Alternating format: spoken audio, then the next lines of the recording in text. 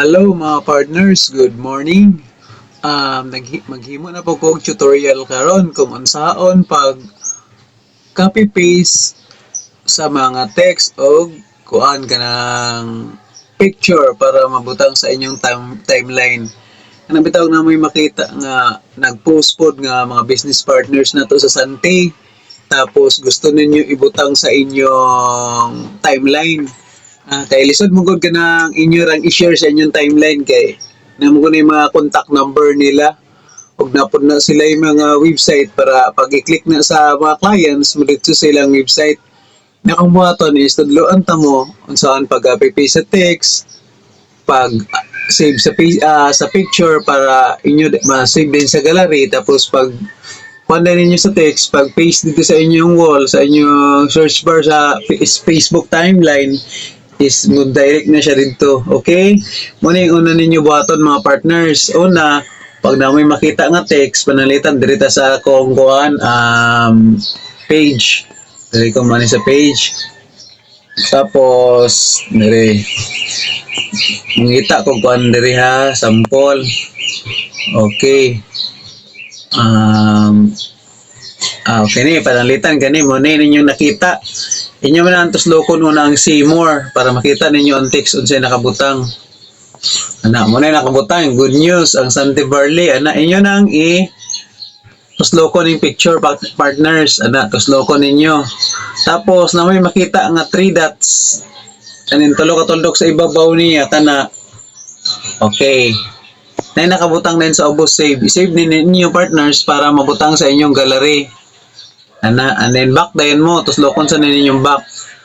Dali na po dayon ta sa kuhan text inyong ilong phrase ni naman din magawas ani copy. Okay na yung nabutang copy text inyo din ang tuslokon. O nya nganong inyo nang i-copy text kay para inyo nang ibutang sa inyong wall, and then naman ay nakabutang nga kuan www.maysante.com payang 1982 mo na inyong i-reson pati ng contact number. Okay, na may contact number ana, tapos na website niya inyo nang i-reson adto din mo sa inyong Facebook nga main ana dere. Pag-abot niyo sa inyong Facebook nga main dere na nakabutang dere what's on your mind sa search bar inyo nang i-press, tapos long press lang din ninyo, long press na nakabutang na sa paste, i-paste din nyo na. Pero inyo nang i-reson ng na ay payang 1982. Okay, inyo nang tuslokon para magutang ang kuan. Delete, ana delete. Oy. Delete. Wait lang ha. And then kanina sa contact number. Tapos pulihan din ninyo sa inyong contact number. Pananglitan inyong contact number is kuan. Ako alang yapon kay ako may nagkuan ni himo. Okay, ako alang yapon. Amtoy contact number ana sa business owner nga inyong gi-copy paste inyo alisdan 097565965661 ana para kung manawag kamo gid matawagan. Okay?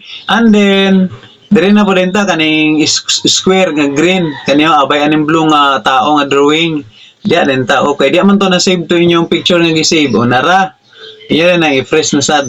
Okay na.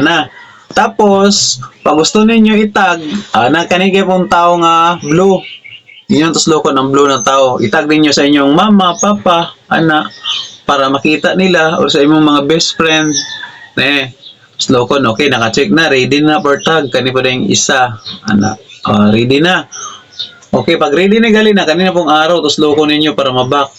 Okay, and then post na dayon. Pag i-post ninyo na mga partners, mabutang na din na sa inyong timeline. Okay? Okay, pag mabutang na din na, wait lang ta kadali. Kay para po namoy ma-post sa inyong timeline. Ana siya kadali mga partners. Balik-balik lang. Para lang ni sa mga bago ha. Nandili pa kabalo mo copy paste o mo save sa mga picture para mabutangan dayon mo mga kuan about sa Sante. Okay mga partners, daghang salamat sa pagtanaw. Balik-balik lang yun pagtuon. Okay, God bless, bye-bye.